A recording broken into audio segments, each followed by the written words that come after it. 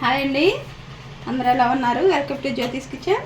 ఈరోజు మనం చేసుకోబోయేది స్నాక్ అండి, బజ్జీలండి. ఉల్లిపాయ బజ్జీ చేసుకుందాం.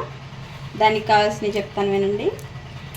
బజ్జీలు, మిరపకాయలు, బజ్జీ కాయలు అంటే ఇస్తారండి ఇవి కాయలు మంట ఉండవండి. ఇవి తీసుకోండి, పిల్లలైన పెద్దవాళ్ళైన తింటారు.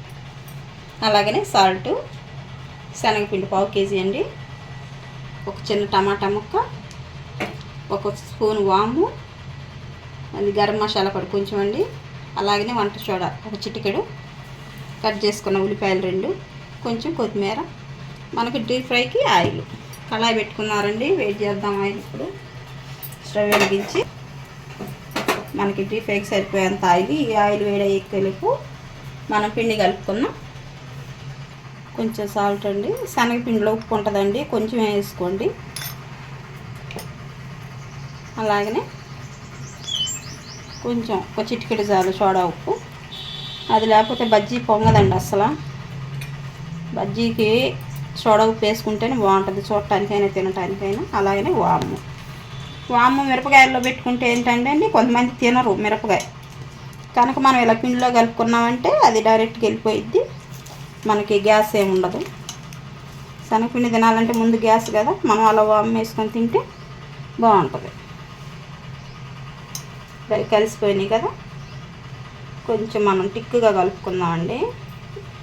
మరి పలసగా కలుపుకుంటే ఆయిల్ పీకిద్ది. ఇలా కొంచెం కొంచెంగా వేసుకుంటా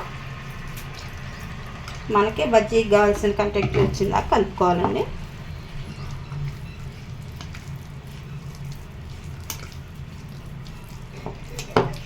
ఒక్కసారి నీళ్ళు పోసుకుంటే ఏంటంటే పలసన అయ్యే ఛాన్సులు ఉంటాయి.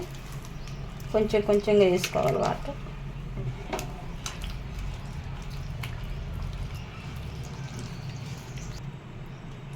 అయిందండి మన పిండి కలుపుకోవటం. ఇదిగో ఇలా కొంచెం చిక్కగా పడితే సరిపోయిద్దండి మనకి.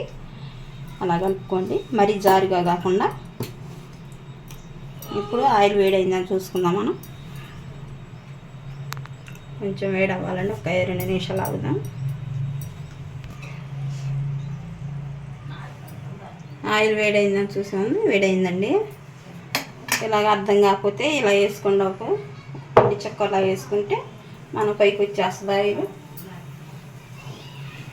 ఆయిల్ వేయంగానే అలా పైకి వచ్చేస్తుంది. ఇప్పుడు మనం కలిపిన శనగపిండిలోకి ఒక చిన్న గంట వేడి నూనె తీసుకోవాలండి. ఈ వేడి నూనె తీసుకుంటే ఏంటంటే బజ్జీ మనకు బాగుంటుంది. మనకి సెంటర్లో అమ్ముతారు కదా బజ్జీలు, అలా వచ్చేస్తాయి బాగా గుల్లగా, తినేటప్పుడు బాగుంటుంది. ఆ నూనె మొత్తం కలిసే వరకు బాగా ఇలా కలుపుకోవాలి.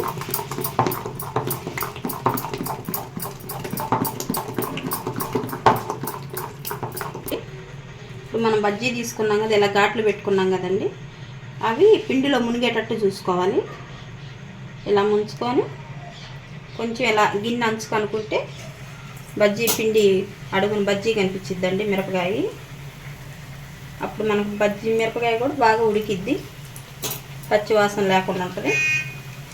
అలాగే మనం అన్నీ అలాగే వేసుకున్నాం.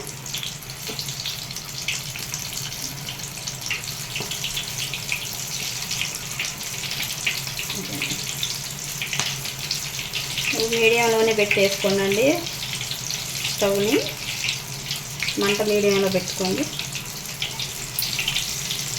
హైలో పెట్టుకుంటే ఏంటంటే వేడి ఎక్కువ అవుతుంది ఆయిల్. అలా కాకుండా మామూలు మీడియంలో వేసుకుంటే బాగా లోపల కంట ఉడికిపోయింది బజ్జీ.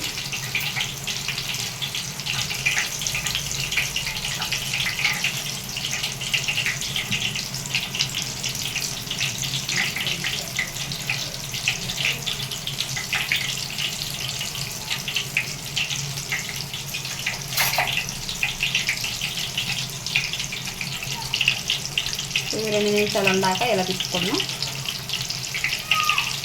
అలా తిప్పుకుంటే 2 పక్కల బాగా ఈక్వల్గా కుక్ అవుతుంది. మరి అడుగు మాత్రం ఉడికిందాక ఉంచుకోకూడదు, కొంచెం పచ్చిగా ఉన్నప్పుడు ఇలా తిప్పుకుంటే 2 పక్కల ఈక్వల్గా కుక్ అవుతుంది.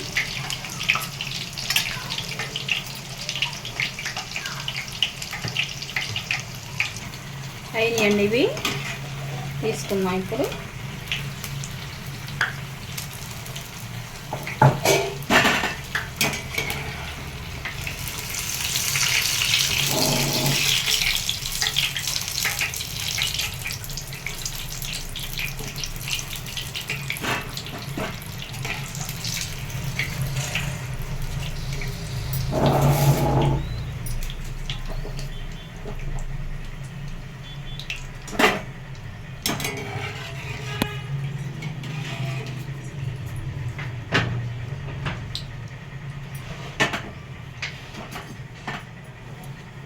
ఇప్పుడు ఇంకొన్ని ఉండేవి కదండి, అవి కూడా వేసేసుకున్నాం.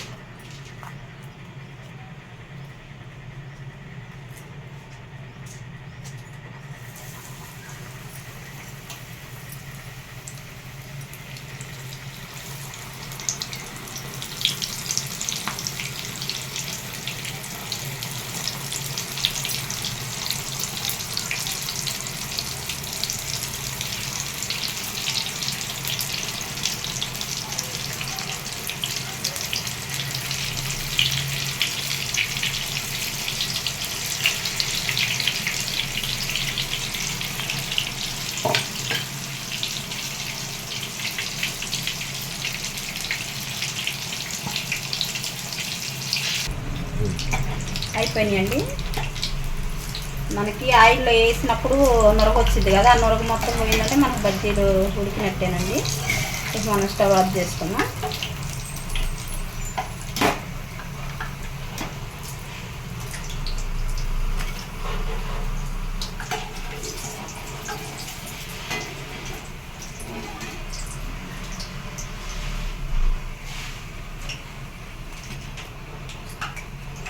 ఇంక వీటిలో మనం ఇప్పుడు ఉల్లిపాయ పెట్టుకుందామండి. ఇప్పుడు ఉల్లిపాయ కొత్తిమీర కలుపుకుందామండి. అలాగనే టమాటా. ఇప్పుడు మనం ఉల్లిపాయ పెట్టుకుందాం. బజ్జీ తీసుకుందాం. ఇలా మధ్యలో ఘాటు పెట్టుకొని ఇప్పుడు ఇలా ఉల్లిపాయ పెట్టుకొని ఇప్పుడు గరం మసాలా పొడి చల్లుకున్నామండి. అలా గరం మసాలా పొడి చల్లుకున్నాం కదా, పైన ఒక టమాటా ముక్క.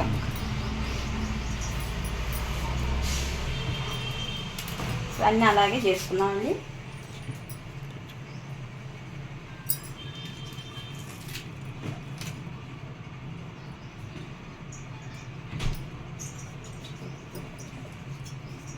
వేడి మీద తింటే బాగుంటాయండి, అందుకే నేను వేడి మీదే పెడుతున్నాను.